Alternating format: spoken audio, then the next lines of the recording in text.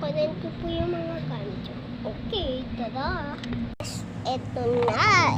Ito yung mga yung mga gamit dito. Meron ko may tatlo ng bilog dito.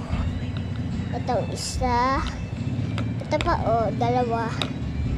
Isa. Ay.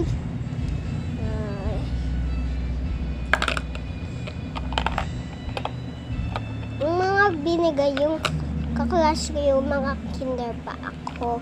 Yung ngayon, grade 1 na ako. Yung kapatid ko naman grade 2.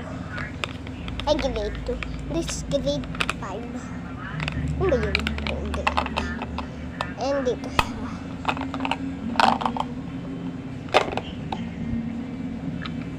Yung mga pogs ko dito. Kung gusto mga bilog, hindi ka siya dito eh. Kaya niligay ko yung mga doon sa braces. Yun naman sukla yung mga unicorn ko. Yung bags ko mo ang ganito. Ano ba?